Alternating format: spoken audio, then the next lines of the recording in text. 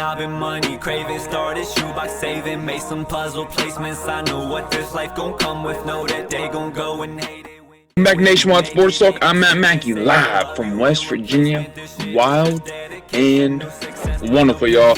Episode 102 is underway, and it's ready to kick off with the recap of the NFL Wild Card Playoff Round. So, before we get started, the man himself, live from Morgantown, my co-host, Caleb Lane. Say what's up. What's going on, guys? Hope everyone had a great week. We have a lot to talk about this week, too, with NFL, college basketball, recap the national championship, and like we said, our New Year's resolutions for sports. So let's get into it. Like Caleb said, that's the breakdown of this episode. It's going to be a good one, and we're ending it on a great note and a nice little fun one I like to put out there too, because a lot of people don't do that, and it's not we're focused on one sport for the New Year's resolution. We're focused on the whole variety of sports and the world we live in. But like Caleb said, we're starting with NFL playoffs. It's now time for the divisional round of the NFL playoffs this year. It's crazy to think, Caleb, before we continue on the talk, like how the season started and how it is now. Like, we had no preseason, no OTAs, nothing like that. Every team who was going into the season was not prepared at all. New players on new teams. Like, prime example is Cam Newton on the Patriots. Another prime example is Tua with Miami. Like, it's crazy where we are now, where we started back in September. That, and to think that at some point when talks of NFL coming around, there was no – we didn't even know if there was going to be an NFL season, let alone a full NFL season in the playoffs. So, yeah, I'm happy that the NFL and, even all sports, college football and college basketball, they're all figuring out a way to get it done, and I love it. And it's crazy, like you said, a full season. Like, every team played all their games. Mm-hmm. If you noticed that, like, they postponed, they rescheduled. Hell, that 1 week we had a Wednesday game for NFL. That Ravens and Steelers game that got pushed back all the way then. So it's crazy to think, that happened. And that game was on a Thursday on Thanksgiving, and literally happened the following Wednesday evening at around 3 o'clock. The game was kicked off at. But we are here now in the divisional round of playoffs. And then also, crazy little note here, both 3 and 4 seeds from both sides of each conference aren't in the next round. And that being said, the Seahawks and the Steelers out, both 3 seeds. The 4 seeds, the Titans, gone. Oh, hold on, man. I got a quick good yawn right here. Jesus Christ. And the Washington football team, gone. Both 4 seeds and 3 seeds are out of the playoffs. Now we got a 1 versus 6 on both sides and a 2 versus 5. And looking at the slate, we have the Packers with the number 1 seed in the NFC taking on number 6 seed Rams, and a number 2 seed Saints taking on number 5 seed Buccaneers. On the AFC side, we have the number 1 Chiefs taking on number 6 seed the Browns. Oh, it's just the Browns. And the number 2 Bills taking on the number 5 seed Ravens. Out of all 4 games happening this weekend, which one would be your favorite one to watch? Probably this Bills and Ravens game. I think it's going to be an exciting game. Neither team has – Ravens have obviously made it this far when they had that Super Bowl run, but Lamar Jackson hasn't made it this far in his career yet, and the Bills haven't made it this far in God knows how long. So I think this is just going to be an exciting game because both offenses are very dominant too, and I think the Bills – not with the win in this one, but which one do you think is most exciting for the weekend? I gotta – it's crazy before I say mine, like – it shocks me how old the NFC is. Mm-hmm. Like, in the AFC, there's not a single quarterback older than 26 starting. NFC, you got a 36-year-old Aaron Rodgers, a 37, and a 30, and a 40-year-old Tom Brady. So, like, it's like, whoa. Like, that's a crazy – Jared Goff, he's 26 years old, but it's just the fact how old the NFC is. But my favorite one has to be that Saints and Buccaneers one. So, like, you got to think about this. The Buccaneers were swept by the Saints this season. Boom. Week 1, off the bat, Tom Brady, you're playing Drew Brees. Lost. Blowout. Came back again. A better game, you could say. But Saints came out on top. That game's got to be a game to key in on because it's Tom Brady. Tom Brady playoffs a whole different kind of guy than regular season Tom Brady. But Drew Brees, he's a man on a mission, and I think the winner of this game could win the Super Bowl. Whoever comes out on top. I think both quarterbacks, I mean, like we said last week with Tom Brady, he doesn't want to lose. He wants to bring that Super Bowl down to Tampa Bay. And I think the same thing with Drew Brees. Like, he wants to go out a champion. So I could definitely agree with that whatever team wins this, 9 times out of 10, I think will probably win. So let's go into the picks of the week. So, Caleb, last week you had the better record because you picked the Browns over the Steelers. Other than that, we both lost 2. I lost 3, you lost 2. So I went 3-3. You went 4-2. So that puts the season total at 145 and 77-1 for you and 151 and 71-1 for me. So we're going to kick it off with the NFC first. Number 1 seed Packers take on number 6 seed Rams. Who you like? I like the Packers in this one. It's hard for me to go against Aaron Rodgers. It's been hard for me to go against him pretty much all year. The things he's been able to do with limited weapons on his offensive side of the ball, to say, I like the Packers by a touchdown or 2 on this one. I like the Packers as well. I think it'll be within 10 points, honestly. It's because that Rams defense is deadly. It was under the radar for the first half of the season, but then the second half, they came out shining. You know, Jalen Ramsey was showing his true self. Aaron Donald was just destroying, did his thing. Let's just say that. And it's going to be hard for them to stop that, you can say, duo with Devontae Adams and Aaron Rodgers, but you also can never forget about Aaron Jones back there with him. So I think the offense for Green Bay is going to get a good lead on them a little bit, and the offense for the Rams won't be able to catch back up, in my opinion. Next game up, the number 2 seed Saints take on number 5 seed Buccaneers. Who you like this week, Caleb? I like the Saints in this one, honestly. I'm taking Drew Brees just because I think they're the better overall team. I think they've performed overall throughout the season. I think they've performed better. Like, the Bucs obviously struggled throughout the beginning part of the season. I know we're late in the season, and like you said, the playoff Tom Brady always comes to show, but I think we can say the same thing for Drew Brees. That playoff Drew Brees is going to show, and I think this Saints team is going to rally around him to get this win. Well, you threw a wild wrench at me last week. I like the Buccaneers this week in this one. Like I said, Tom Brady and this team, at first they weren't clicking. They were not together. They were not in sync, but over time they became in sync. They became connected. They became the team they are now. Yes, they did have, you can say, a kind of a closer win against the football team last week, but then again, that defense for the football team, I do feel like that front 7 is a lot better than what the Saints front 7 is. They don't got a Chase Young on the Saints side. They don't got a Montez Sweat. They don't got a Kerrigan either. So with the Buccaneers and that O-line that they built for Tom Brady, with Tristan Wirfs, he's playing phenomenal. He is an 89% on the pass block rate, and that's incredible, especially for a rookie to do, especially in that division. I think the Buccaneers can get a very close win out of this one.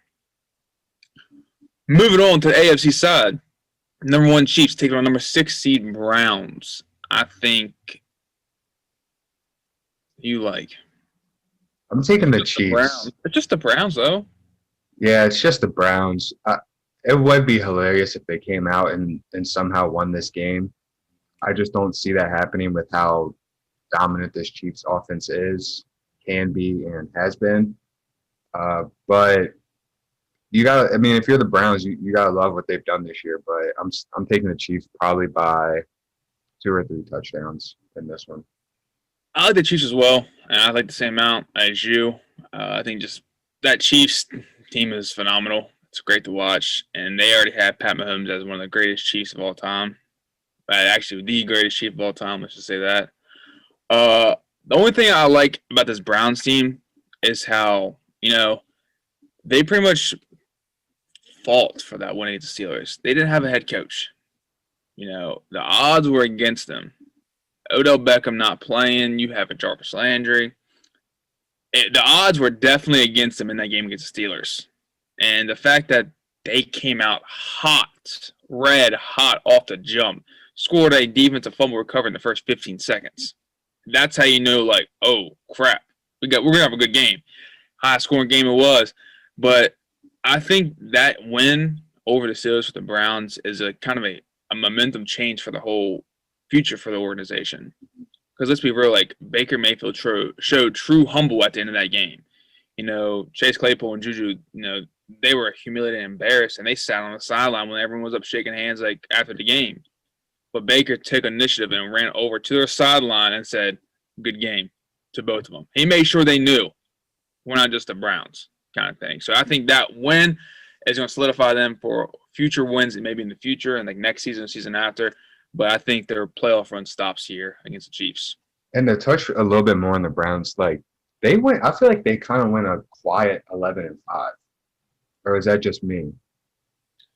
I mean, I kind of knew something about it. Like, I mean, they weren't really talked about, but they were starting to be talked about when they were like Towards the end. week 11, when they weren't going to be 8-8 anymore, when they were going to have above 500 record.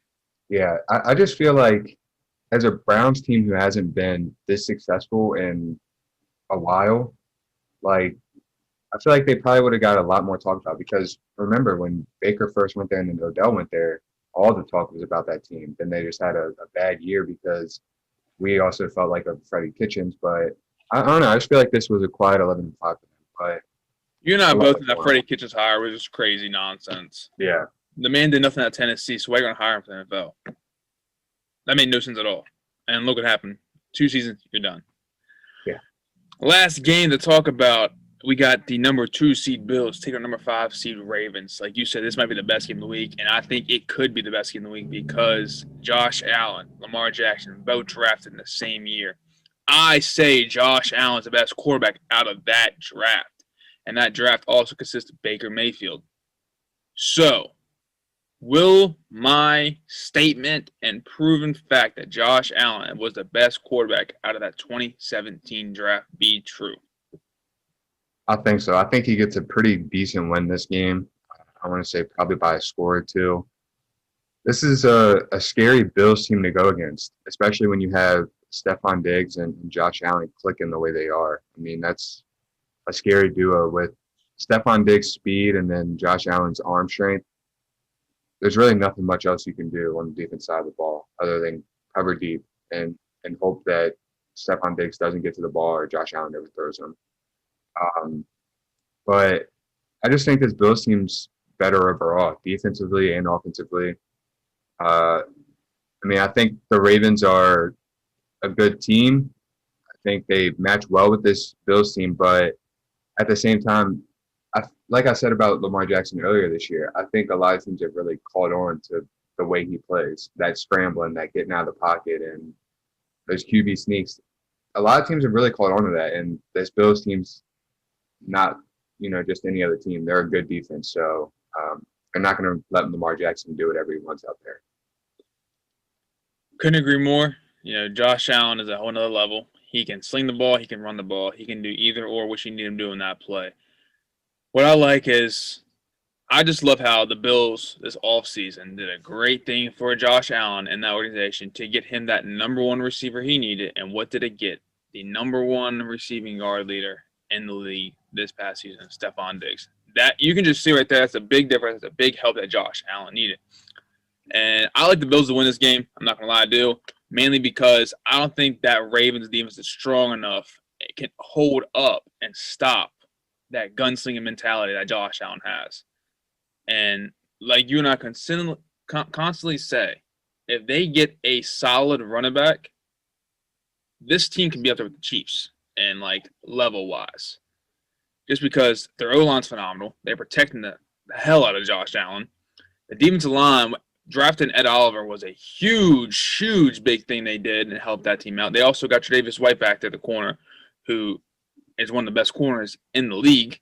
So they're building a solid franchise, and they're all young guys. So that just means like whoever is in that front office, whoever's picking these players, is doing a great job. And I think they can get this win and move on to the AFC title game. coming up next week. So, Caleb, you and I have one game difference between the 4 games we got. So, by the way it looks, I still might be on top still.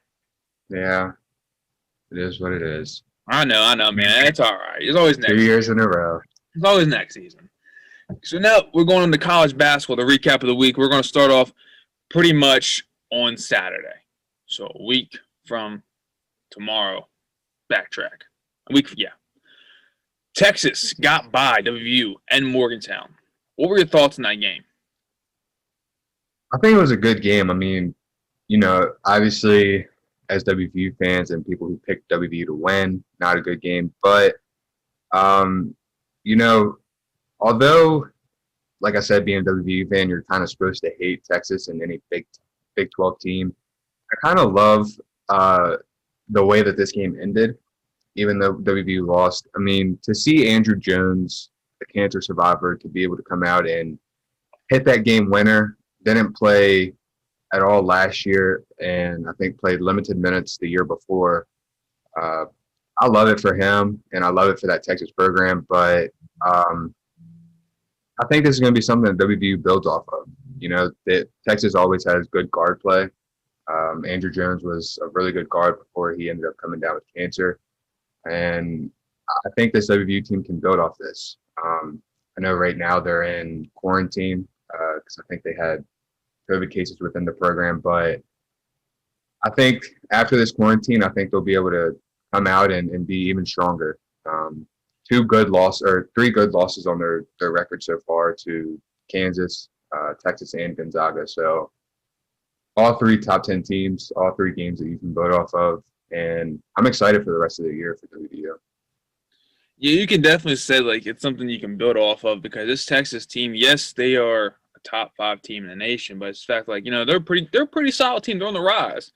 I'm not gonna lie, I'm not gonna take away from Shaka what he has built there with all the young guys he brought in. Because it's really not – I mean, they're a very veteran team this year, but it's because of the young guys they had before. So no one really left. But the only thing I noticed about this Texas team that they don't really have is that true big man like they do every single year. I'm saying they had that Jared Allen. They had Mo Bamba. They had those guys. But they don't really have that true center this year. And I guess that's probably why they're playing so well, if you think about it. Because when they had Mo Bamba and when they had – Jared Allen, they weren't a top 10 team, not even a top 15 team. I don't think they were a top 25 team. I think they dropped out of top 25 when they had Jared Allen. I'm pretty sure. So looking back at it, I think they're trying to lean towards more the shooting guys, the outside guys, or your 4s who can shoot a 3, your 5s who can even play well as well, because that's what the game's changed to, let's be real. But this Texas team had a great win in Morgantown. It was a solid win, and I'm looking forward to see what W can do after that loss. Now we're going to move on to the Big Ten. I think Iowa is a true contender to win the Natty. After that win against Minnesota, a 15-point win against a good Minnesota team, it just proves itself that, one, Luke Garza is definitely the best player in the nation. 33 points in a top 20 game. I think my thing on Marcus Carr kind of goes down a little bit. He only had 13 points, shot 5 for 19 in that one. But I think Iowa was definitely a true contender to win the Natty. I agree. I think this Iowa team, like you said, with Luke Garza playing the way he's played, being able to do what he can do. I mean, we've talked about it plenty of times before. I feel like Luke Garza just attracts so much attention on himself that it creates opportunities for those other players on the floor. And it works out well for this Iowa team. They have great players around them who can shoot the ball, who can get to the basket, and even dish him the ball. So, yeah, I think this Iowa team's coming together. They have a long season ahead of them, but I think it's really only going to get them better, especially playing in the Big Ten this year. It's a tough conference. I know they lost to Rutgers, I believe, at Rutgers. So, I mean, anything can happen in college basketball. We all know that, but especially in the Big Ten this year because it's, like you said, very competitive. Just staying with the Big Ten, fast forward to Tuesday night. I think Michigan is back. You can say, they're a definite solid team. And I think they're under the radar a little bit. Yes, they are 11-0, but you don't really hear much about them. That's what I mean under the radar. They're number 7 in the country. They came off a 23-point win against Wisconsin. That's a solid win for Michigan. That's a solid win for the program, and it just shows that Juwan Howard is a real deal coach. Yeah, I was going to say, speaking of Jawan Howard, do you think that the reason Michigan's so under the radar is because we have other teams like Iowa and Gonzaga that are doing so good? Or do you think it's because Beeline's not there anymore? Like, I mean, they were talked about a ton when Beeline was there. I mean, do you think that might be part of the reason they don't have as much faith in Howard as a coach? Or I wouldn't say faith. I wouldn't say that at all. I think it's mainly because like other teams are playing better. You could say yes, Michigan came off a 23-point win, but then you'll have teams like Iowa and Gonzaga who are blowing teams out by 15, 20 every night. yeah, That's kind of what I'm going with. Like they're going with the bigger win kind of thing. yeah, I do agree though. I mean, I think this Michigan team's back. It's nice to see that they can still be successful without Beeline, and I mean, to see what Howard's been able to do there it's nice. I mean, it's his alma mater too, so that's even better for him. Exactly. Sticking with Tuesday night, we got 2 more headlines to cover. Is the Virginia Tech Hokies beat the Duke Blue Devils at home on their court. This Virginia Tech team is a very solid defensive team. They will make sure you don't shoot that outside shot. They make sure you force your shots. And yes, Duke was without Jalen Johnson and Goldwire, a couple other guys who didn't get to play because one, Jalen Johnson's hurt. Goldwire didn't travel. He didn't illness, it said. But this Virginia Tech team is a very well-on team, built, I think you can say, around Radford and Aluma. Both had 19 and 17 points. And they shut down Duke's number one player, you can say, which was Matthew Hurt. Only held him to 20 points. He led the AC in scoring with 26 a game. Held him to 20. And with the bench only producing 6 points for the Blue Devils, it's going to hurt you big time in the long run. Yeah, I agree. This Virginia Tech team's really good. Like you said, being led by Tyrese Radford, had a double-double that game. For them to be able to beat Duke the way they did, like you said, and then hold their top player to only 20 points and then their bench to 6, I mean, that's something you really don't see out of a Duke team too often. Nope. But this Virginia Tech team, they're a good team, like you said, and for them to force Duke to turn over the ball 12 times, I mean, that's incredible. And you're not gonna, like we always say, you're not gonna win very many games if you're turning the ball over. You will not. You will not. And the Duke team is definitely on a down year this year, you can say. Hurt by injuries and not playing those out-of-conference games to boost their resume, to boost them to, kind of secure still a top 25 spot. Let's be real. That's what really is going to happen. They're going to fall out. On Tuesday also, Kansas Jayhawks lost on the road to Oklahoma State by 5 points, led by Cade Cunningham with 18 points that game. This was I call it some of the end of this game. It was a very exciting game to watch towards the end. I love what Cade Cunningham's brought to this Oklahoma State team. I feel like they've always had that one guard that's always been in the top conversation of player of the year and always in the conversation of top guards too in college basketball. But Cade Cunningham is no exception. He's, I think, one of the best guards Oklahoma State's had. And if he stays another year after this year, I think Oklahoma State is going to be even better, given him 2 years to play in college. Yeah, not just that. If he stays, he's definitely going to draw on more higher recruits to come join him as well. That's a big thing too. Like people really forget. Like people forget about yes, you have a 5-star player, number one player in the country was Cade Cunningham, and you keep him. You have a way to make him stay. You can draw in more top 25 recruits. That's a fact because the best one play the best kind of thing mentality. So, and then we're going to end on what happened Wednesday night. Caleb, your boy, Mac McClung, hit that game winner, foot on the line, long, deep 2-point shot to beat Texas at Texas. Thoughts on that game? I didn't get to watch this game, sadly, but I watched a couple of Texas Tech games, and to see the energy that Mac McClung has brought to this Texas Tech team, I kind of love it and hate it. Like being a WVU fan, you gotta hate it because they're better now. They have so much energy just brought around him, being such a good guard that he is. But I love it because I mean I watched Mac McClung play in high school, and he was a hell of YouTube a player. star, they're calling Yeah, him YouTube I mean star. he's fun to watch. I'm not gonna lie, and this game was no exception. Coming out dropping 22 points, and he's really bringing this Texas Tech team into the spotlight, if you can say. So let me give you a Um, little recap of the game real quick. Texas was up by 15. yeah, This was up by 15 at one point in time. Mac McClung fought back in that second half, brought him in within 5 points. All right. The game was tied, both at 77. Listen to what Mac McClung did. Just kind of like, first, like, what the hell are you doing, buddy? He threw the ball off the backboard and tried to bang out. He, at the end of the game with a minute left, tried to do that shit. Came down, takes the rebound, turnover on them, and he literally just dribbled out for 15 seconds and then just shot deep, that deep two, made it. That's literally what happened. yeah, and I mean I was gonna say with like you just brought up with that turnover, this Texas team. I mean we just talked about it with Duke. You can't turn over the ball and expect to win games, and they turn over the ball 15 times.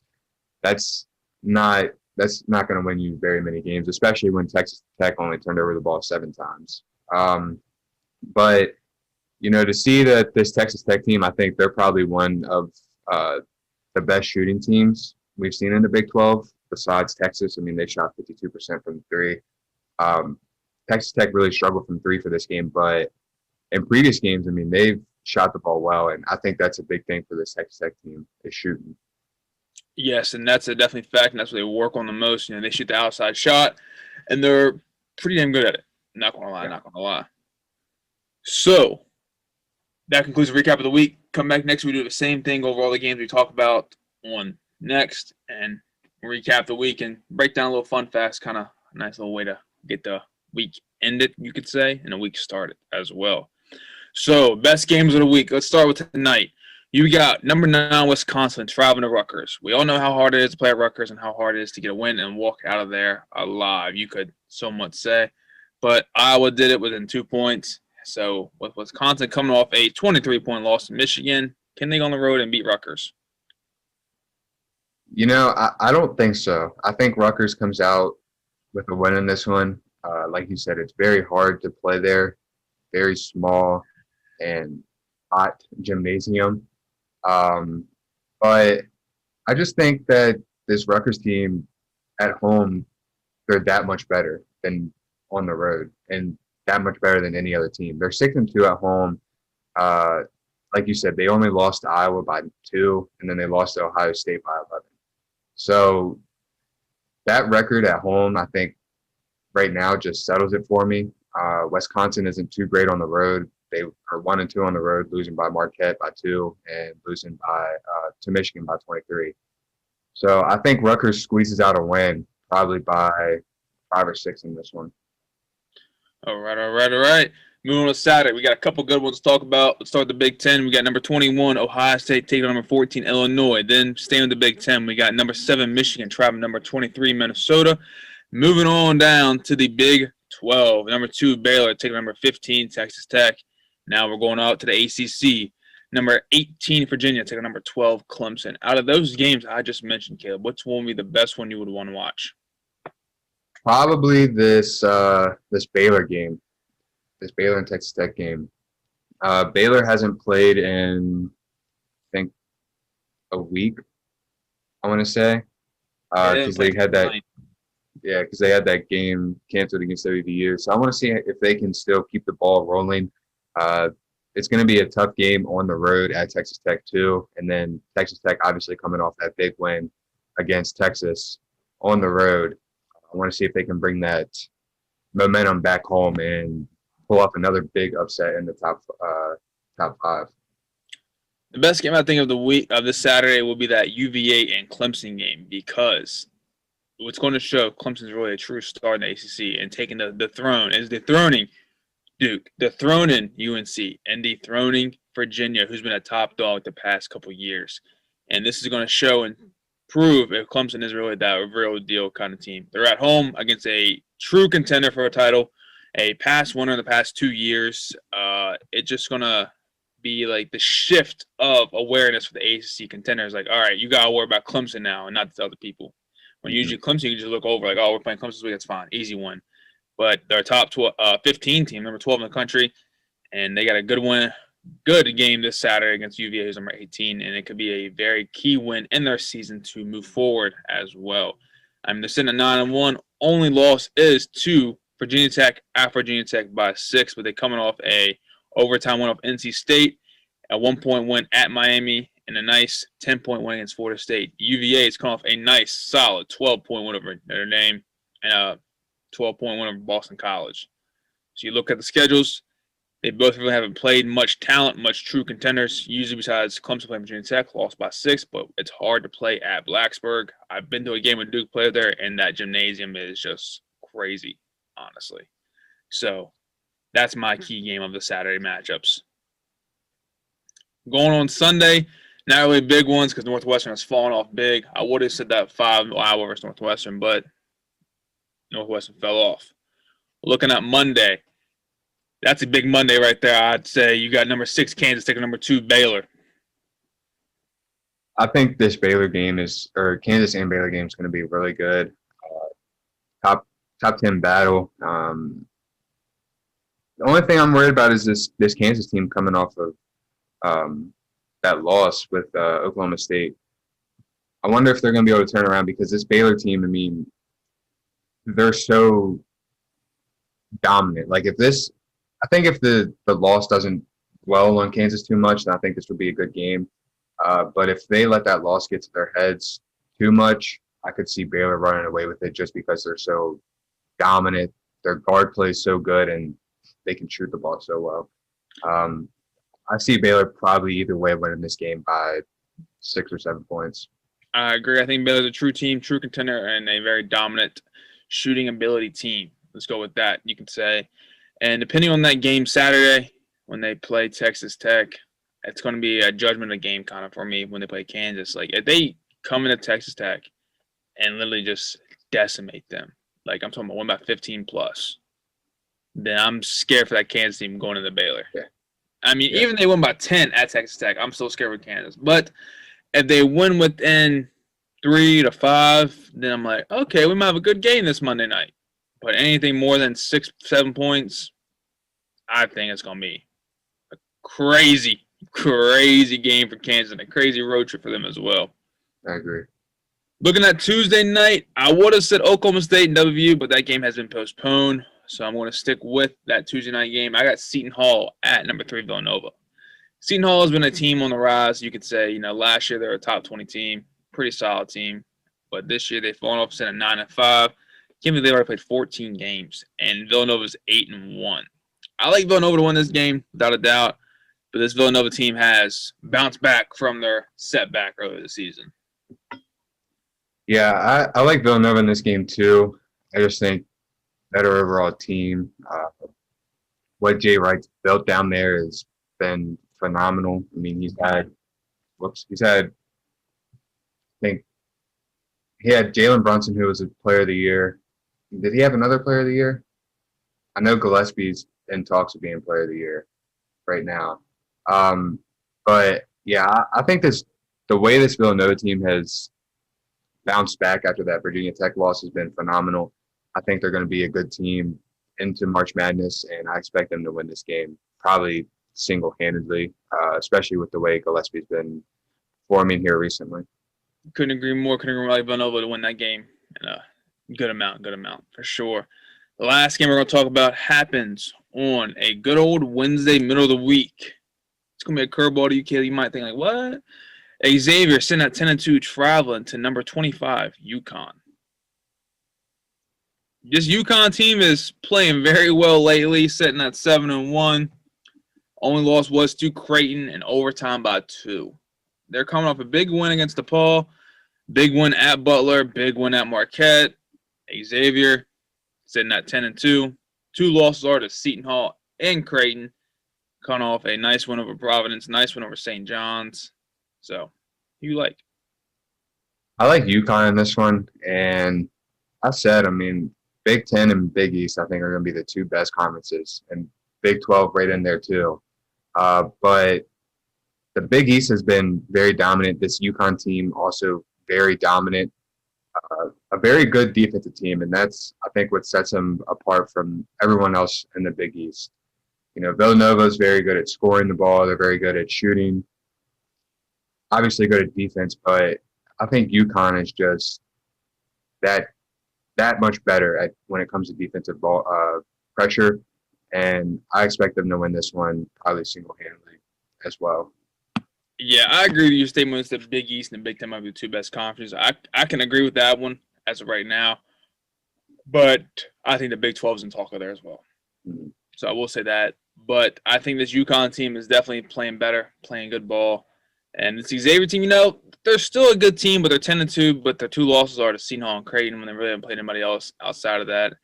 But this UConn team, they can shoot the ball, average over 70 points a game, 73 points, I'm pretty sure. But Xavier can score too. So I think it's going to be a high-scoring game, in my opinion. Yeah, I think UConn might finish like a top 15 team the way they've been playing. I agree. I agree to that one. So that includes the best games of the week in college basketball. Come back next week and we'll do the recap of those games we talk about and discuss some key things that happened within the week as well. Moving on, before we finish off the episode, let's recap this Natty game on Monday night. Caleb, you had Ohio State winning the game. I had Alabama winning the game. I had Alabama winning by 17, was it? 40. I had 41-30. Yeah, I had 11-point win. 11-point win for Alabama. But Alabama won by 28 points. Yeah, 20 points. Math's bad right now. Final score being 52-24. Out of this game, what I have noticed is that Mac Jones is putting his name out there to be a top quarterback in this year's draft. He was 36 for 45, 464 yards and 5 TDs against that Ohio State defense. Then looking at the Heisman, Devontae Smith.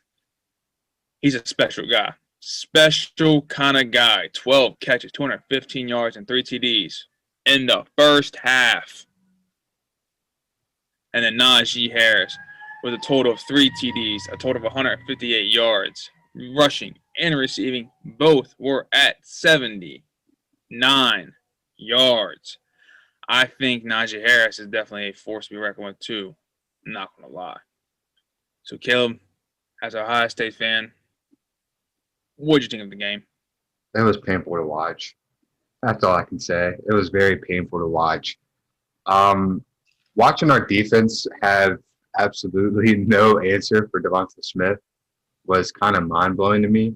Like, anything we threw at him wasn't going to work, and he was going to do what he does, which is why he won the Heisman and is in talks of being, the best wide receiver in this class and the best player in this class and all that. But I thought it would have been at least a little bit closer.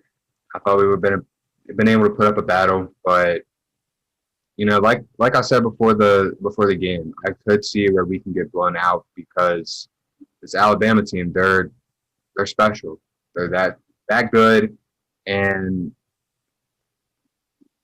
I don't know. I mean, what Nick Saban's done down there, I can't even fathom. I mean, to be able to win 6 national championships and have such a dominant team like this where I think their only closest game was Florida. And I think they won that game by 7 or 10, if I want to say. And every other game like that was a blowout. So for Nick Saban to have, this isn't the first time in his career that he's had blowout wins and blowout years. It's special to watch, but I'm still a little bit heartbroken over it. I will say that. I bet you are heartbroken as hell. I just didn't expect us to get beat like this. Like, the way we got absolutely steamrolled by this team was I guess you could say kind of uncalled for on the Alabama side. Well, I meant Devontae Smith's his performance definitely did shock me. It probably shocked the whole entire world. I would have done Yeah. the first half because he didn't play at all the second half. That's crazy. Didn't play at all the second half. Had 215 yards, 3 TDs total. That's incredible. But you got to give credit where credit's due to Mac Jones, who threw him the ball, who threw him those touchdown passes, who got him his catches. So, what's crazy about Alabama, though? They had an offense coordinator coming in, Bill O'Brien. Which is going to make him even better. So look out for Alabama next year as well. So to conclude the episode, we are going to give our sports New Year's resolutions. Every year someone makes a New Year's resolution, whether it's a personal goal, a family goal. It's something they want to change in their life over the year span. But we are doing the sports one, what we like to see this upcoming 2021, because 2020 was hectic. And I guarantee if we did this last year, we'd be wrong about everything. Because everything got canceled. So with everything back on track, by the way, it looks how NCAA, the NBA, NFL, everybody, MLB, NHL is doing different things to make everything happen the right way. I think it's time we can do a sports New Year's resolution. So, Caleb, we're going to start from 5 to 1. 5 being your least prioritized, but your number 1 being the best prioritized one that you want to see happen. And so, Caleb, kick me off with your number 5. My number 5 has to be this Washington football team building off the impressive season they had. Their successes, their failures, wrongdoings, right doings. I just want to see them, which I think they will, build off of that and have an even better year and hopefully win the NFC East again. My number 5, sticking with NFL. I don't know how we managed to do that, but we did. I want to see the NFC East competitive again. Like, I just want to see, all 4 teams competing for that division title war. No one's sitting at 4 and 6. You can still win kind of mentality. I want to see teams at 8-8 or 9-7, 10-6, whatever it's got to be to make it more competitive. Because as a Cowboys fan, I used to watch football team. And again, the Eagles and Giants fans saying the same thing. It was a boring kind of season for us to watch. Mm-hmm. We knew who was going to win the game. Like, let's be real. When the Cowboys were playing the Steelers this past year, Steelers going to win this game. I don't got to watch it. Kind of mentality. I don't want that mentality. I want to see my team, the division, be the best competitive one again, like it has been in the past. Yeah, you can say it's competitive because everyone had a losing record competing for that division title, but I don't want that. I want to see these teams shine, do better, and compete hard for that division title. Back in the day, it used to be the best division. Exactly. That's what we need to go back to. Like I'm saying, like back when the Giants won the Super Bowl, they were 8-8 going into the playoffs, and they didn't. And Cowboys were 8-8. Eagles were 8-8, and I think the Redskins were 7-9. Yeah. That to me, that's competitive, better than what it has been these past couple of years. Agree. My number 4, going over to the NBA with the big trade. I hope John Wall stays healthy and the Rockets come together as a team with him, Oladipo, Gordon, and Cousins, and the future first-round picks. I think James Harden was kind of a cancer on that locker room. So I'm kind of hoping they can build around what they have going there and be more competitive than the Rockets have been in previous years in the West. My number 4 is I want to see a brand new champion for March Madness, a team that's never won. I'm tired of seeing the teams who won past. Like I'm talking about even back in the 80s and 70s. I want to see a brand new team. So I'm talking about Gonzaga, Iowa, Baylor, WVU, anyone, etc., who has not won a natty title in March Madness. I want to see someone win I want to see a newbie on the block run the show. Because I think that'll be more exciting and it'll make the NCAA a lot better and it'll help every team's recruiting boost and build. That kind of thing. I agree with that. My number 3 is I want to see Joe Burrow come back healthy and the Bengals draft an O-line and weapons around him. I think Joe Burrow could make this Bengals franchise a good franchise, like you can say how Mayfield has done with the Browns. I think he can kind of turn the way of their franchise, but got to have those weapons around him and can't rush him back, like we said when he got injured. Can't rush him back. Got to let that injury take time and heal. So that's one of my key things because I hate to see a talent like that go to waste.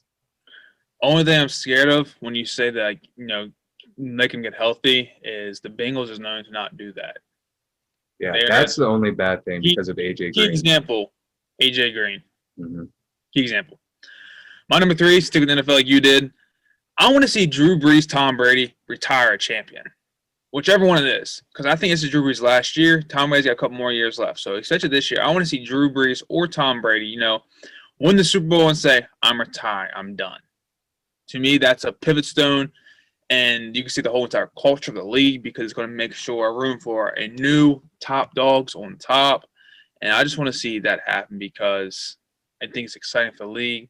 It's exciting for their Hall of Fame as well. Like they can literally sit back and say, I retired a Super Bowl champion. I'll throw one name into yours. I want to see Aaron Rodgers do that. I'll throw a name in there for yours. My number 2, and I think it could go this way. I'm going to cross my fingers and hope. I want college basketball to stay in Indianapolis for March Madness.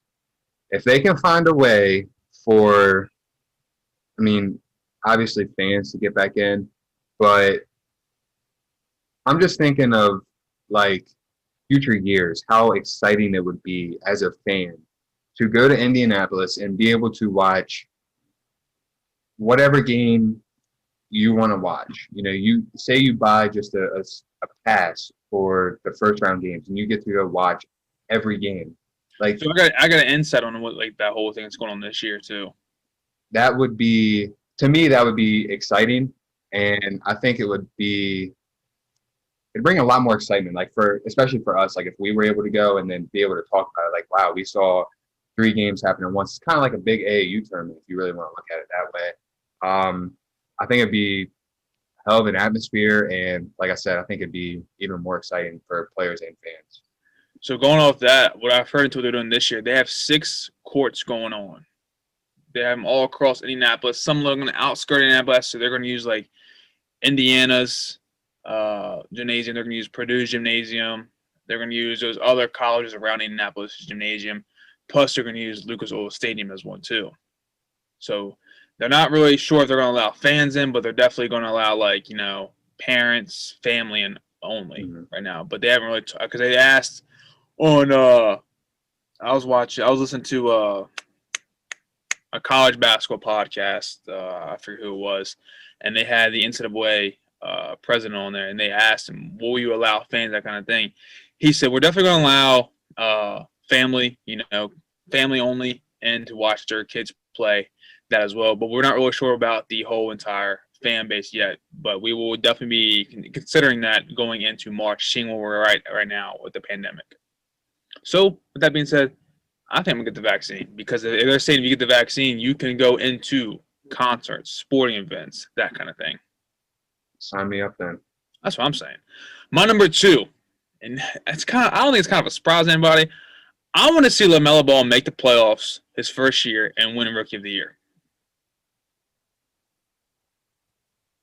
I want to see it. I think because his journey to the NBA is so unique and so different, where people are doubting that's going to happen.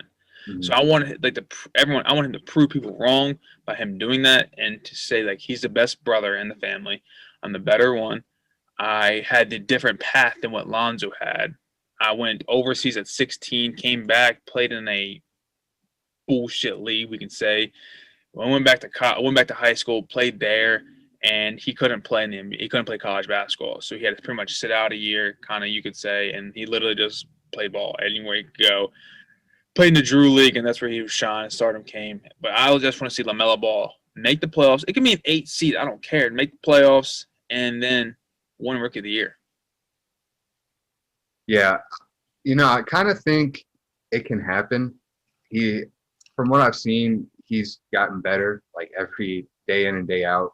Every game to play better. He's learned, he's adjusted, he's developed. So I think it can happen because like I said with Joe Burrow, he's a special talent. So I think it could definitely happen. So I think our number 1's the same. Yeah, 8 or 16 team playoff for college football. College football expansion. I would. Yeah, I don't really. It doesn't have to be 8 or 16. I just think that would make it 10 times more exciting. I also don't see to where the only reason I said 8 or 16 is because I don't see where they'll jump it to 16 automatically. from 4, but we need something. We need something now. It's boring watching the same 4 teams play, you know. It is. And like you said last episode, there's been what 4 11 different different teams. champions. 11 Right. different teams make the playoffs so far. 6 times for Alabama, 6 times for Clemson, 4 times for Oklahoma, and 4 times for Ohio State. And only 2 Pac-12 teams have made it in the past 7 years. And I think we've had, I mean, Alabama's won what 4 out of the 7, I think, or They 3, won 1, 2. 2. I'm going to go with that because I think 2 or 3. I want to say, Ohio but State won first year. Clemson won Trevor Lawrence's freshman year. Clemson won, and then Alabama won. Right?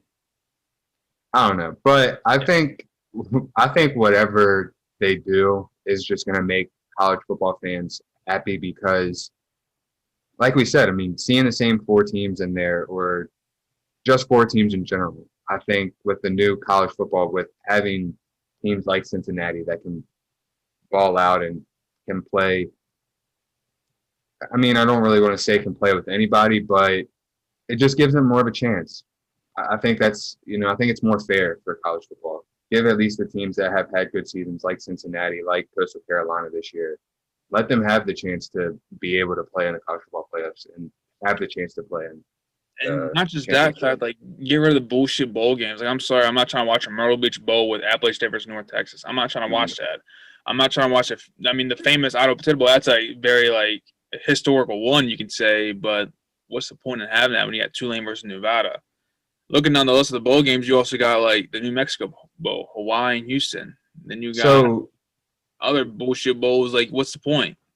So if they did 8, what do you think they would do? Like, for bowl eligible teams, do you think they would just give teams that are, well, I mean, obviously this year any team that wanted to play in a bowl game was bowl eligible because of COVID. So I can kind of see why, like, they had those kind of BS bowls, but I think for next year, like, if you had 8 teams, I think you take bowl eligible teams that aren't in the playoffs and just match them up. And I think, yeah, see, I mean, I don't mind doing that, but I'm saying, like, you take your main bowl games. So you got the Rose Bowl, the Cotton Bowl, Sugar Bowl, Peach Bowl, Citrus Bowl, Sugar Bowl. There's your 5 big ones. So what you have to do total is you'll have, if you do 18, you take 4 of, like, the nuisance kind of ones, so the kind of bigger ones, but not really that big level ones. So you'll take the I'm looking at the bowl games right now. You take the Cheez-It Bowl and the Alamo Bowl, and yeah. So now you got 7. So I think what they should do, whoever the number 1 top dog is, I think maybe they can get a bye. I'm going with no, you can't do that. All right. So 1 will play 8. That's 1 game. 2 plays 7. 3 plays 6. 4 plays 5. There's your 4 games. Those are your mid-level, kind of not them impressive bowl game ones. There's 4 ones. Then you have then you have 4 teams left, and you have 2 games going on. So then you have 2 more bowls. And then your last one's your number 1 bowl, what can change everything like it does. Like a Rose Bowl could be the big one, the Cotton Bowl, the Sugar Bowl, that kind of thing. yeah. So you still have your bowls who are sponsored, but it goes into the big one. That makes sense. Yeah. And then maybe, like you said, maybe just have to where that big one, they alternate whoever sponsors it every year. They do every year. Yeah. I just think it's not only past due, but I think it's something that needs to be done. And, honestly, years of a 4-team playoff was great. It was great because you saw different teams. It was exciting. You saw a Pac-12 team in there. Like I said, the first year you had Florida State with Jameis Winston, Marcus Mariota, Oregon, Ohio State with and wasn't Braxton Miller at quarterback, maybe? No, I think that was Cardell Jones because that was the year they won. Yeah, it was Cardell Jones. And then Alabama, wasn't it? Alabama. So that was exciting. And then the next year you had Alabama, Washington, Clemson, and Florida State again. I think. No, it wasn't Florida State again. I want to say, Notre Dame. Yeah. I think it was. Yeah, Notre Dame. It might have been that year. I don't know. But I know Alabama played Washington. Deshaun Watson played somebody. And then it was Clemson and Alabama in the Yeah. championship. Alabama won. And then it came back next year, and Alabama and Clemson played again. Clemson won. Yeah. So you're right. Alabama's won 3 times in the playoffs. Yeah, so definitely need a change. Obviously, like we said with Bill O'Brien going down there, don't know how much is going to change of Alabama winning it because that offense is going to be deadly. But I just think it makes it more exciting. It gives us a change in college football, gives teams something to look forward to and something to fight for. If you get in that top 8 spot, you get in the top 10 9 times out of 10 or 8 times out of 10, you're in the college football playoffs. And not just that, like it'll help teams recruit.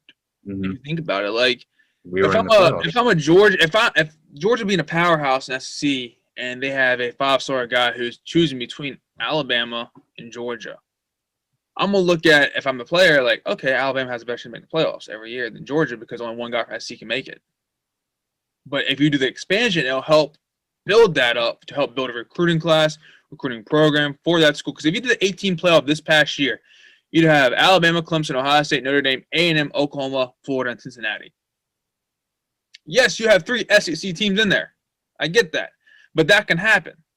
But with that being said, what you should do is you take one of the mid-majors, not a group of 5 teams who are undefeated, who are shining throughout the season, and you plug them in for that one SC team who did not make the SC title game at all. That's how I think you should do about it. Yeah. Yeah, it makes. I think you should definitely conclude 4 of all 5 Power 5 conference champions: Pac-12, Big 10, Big 12, SEC, AC. You should include all 5 champions, no matter what. Include those. Then you have 3. You pick one group of 5. One group of 5. That's all you need. And then you pick 2 out of the best runner-ups for the SC title or the Pac-12 or the Big 10, Big 12, AC thing. That's what you should do. Yeah, I think taking your champion out. I think it's so simple to say, but they make it so much harder than what it looks, I guess you could say. Yeah, my last thing is, obviously, like we say every episode, we don't know shit. We don't know anything. We just talk. But from all the talk that has been going on about this 8 to 16 team playoff, I kind of think like the NCAA has it in their mind, like, okay, we have to do something about this. Especially seeing Alabama win it for their 3rd time in a row now, or not in a row, but for their 3rd time. 3rd time out of 7 years. In 7 years, it's like we've had 4 other champions. Maybe someone else can give Alabama a chance within the playoffs. Like if Florida would have played Alabama in the playoffs this year, I think it probably would have been more exciting than any of the other 2 games we've seen. The SC title game is more exciting than any game. Yeah. So I think it needs to be done, and I'm thinking it will be done. And especially if NCAA wants to make money off these other teams, playing the bowl games. A lot of the top contenders for teams who have a star player who is a top 20 pick in the draft, if they know they're not playing for a national title game, they're opting out. They're not playing. Look at all Florida's roster whenever they didn't play the playoffs. They played in, can't remember the bowl, but Oklahoma game and the Cotton Bowl. You had Pitt sit out and 3 other receivers sit out that were all projected in the draft. That's the thing, like, it'll help them, like, okay, it's going to provide viewers to watch. One, you're going to see teams who never play each other ever play, which is a great thing because I love seeing new matchups. I do. Mm-hmm. And it just helps build the boost and the momentum and the adrenaline for a game to watch and even for a player to play.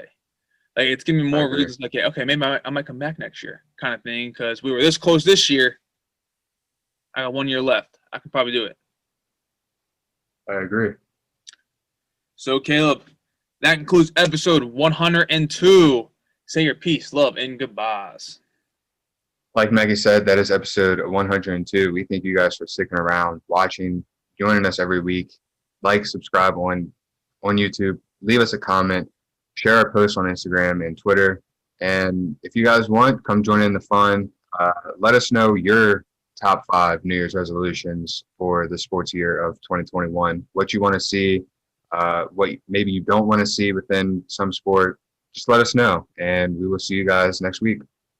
Like Caleb said, like, subscribe, and share our posts on Instagram, YouTube, all that kind of good stuff to get our name out there even more, because we like to draw in more viewers. Plus, it helps build a big platform that we want to sit on eventually.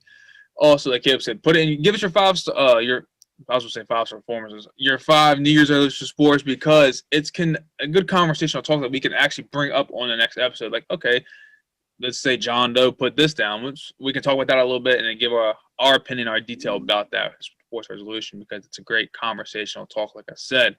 Come back next week. We will recap the NFL divisional round playoffs and then bring up the conference championships coming up next week.